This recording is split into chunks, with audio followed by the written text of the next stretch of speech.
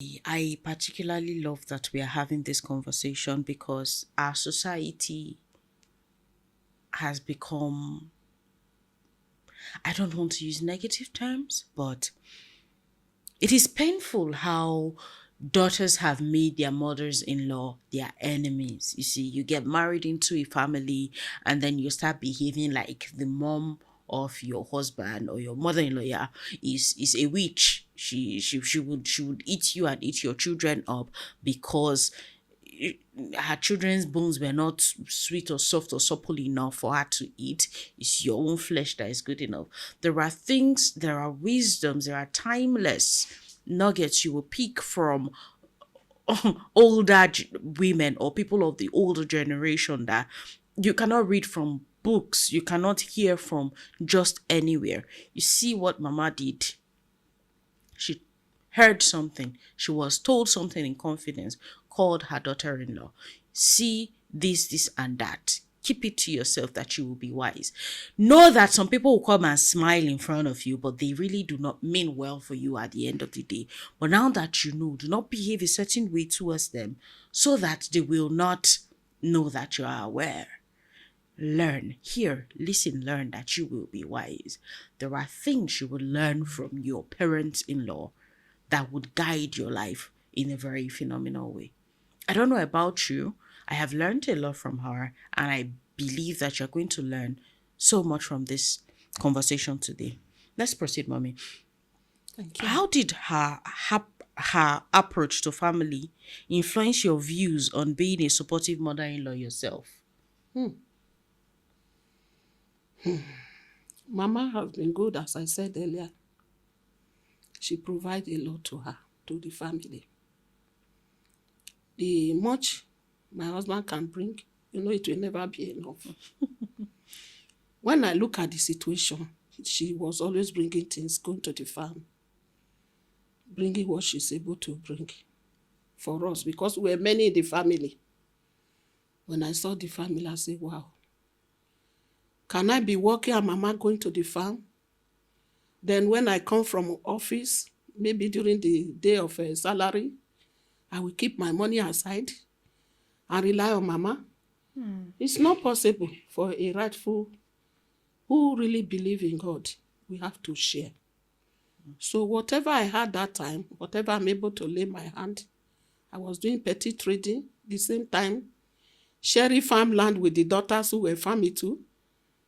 So everybody will bring whatever proceeds you have to Mama to manage the family. I will present whatever I have brought from my working place in the farm to make Mama happy and be able to take care of the family. These are other things I know we were doing. Even up to salary, I thought he was keeping it. He was using it. I didn't know. One day, he said, my daughter, what do we do? Nothing to go to market, because most times he will carry cassava and go to the market to sell and get some money to buy what we need. So when he now says so, I said, come, Mama, what about that money I was dropping? He said, it's somewhere. I said, it's not for me, it's for everybody in the family. She was shocked. No, the salary, I mean that money you bring from school. I said, it's for everybody in the family. She didn't understand. I said, Mama, can you bring it? He brought it out. He said, this money is not. I said, Mama, it's for you, for all of us. Hey! She said she has never seen this type before. So she now carry. I said that she'll give. And I gave her again. It's for you to take care of us. So she take little, went to the market, bought what she was able to buy, and come back home. So I didn't know she was telling the son. So one day, the man came and said, Toh, I'm about to leave now. I have heard what you have been doing. In that case, thank you very much. That was what my husband told me. Because I spent some years with my mother-in-law after marriage in the village. So he now called the mother, please, go and bring the ones that I've been giving you. That was finished. He brought the little because he has not asked her to use them. Fear didn't allow her or respect to use it. So she went in and brought the little. Said, this one is for so person. She has not come to collect this. You said we should use this one for so thing. The remaining one is finished. My husband now laughed. He said, actually, it's finished. Thank you. Everything that you have, he brought it. He said, now that you are not the one taking care of the family, you have it. My husband now carry everything from the mother along and place it in my hand. I said, for what? He said, hey, you are the one providing that, so have it. So as he was doing that, I said, no, fear didn't allow me to carry the money. I still went to Mama and said, Mama, I beg, keep it to yourself. It's for everybody. So the woman was just looking at me. Actually, if I tell you, it's like, because I have the spirit, such woman is my mother too. I'm no longer with my mother. This is now my mother.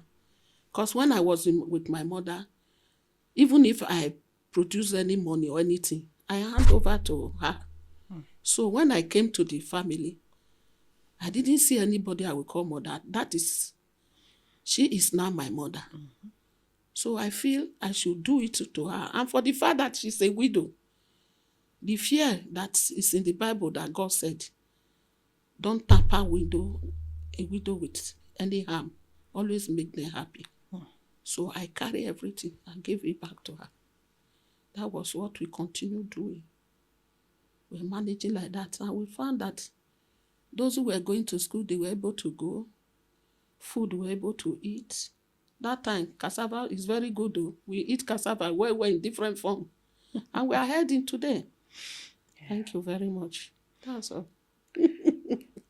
Wow. Accountability, trust, mutual respect. So many things she had to learn from her mother-in-law.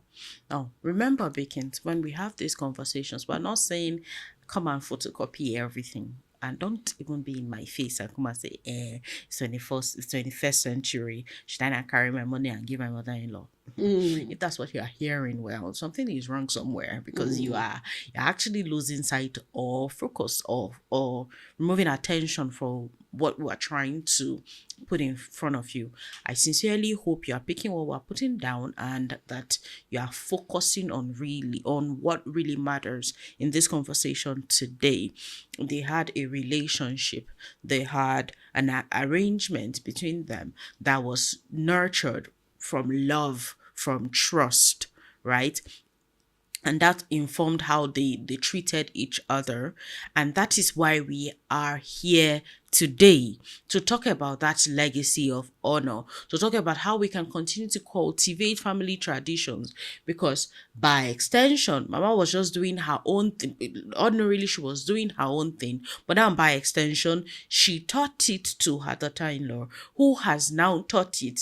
Definitely, you trust that she has taught it to me. And because I will not let that tradition die with me, I definitely will pass it along to my children too. That is how legacies are passed on, cultures are passed on, traditions are passed on from one generation to the next. Beacons, what tradition have been passed on to you that you are allowing to die with you right now? What tradition are you promising to go and exhume, dust off, and begin to nurture so you can pass on after this conversation?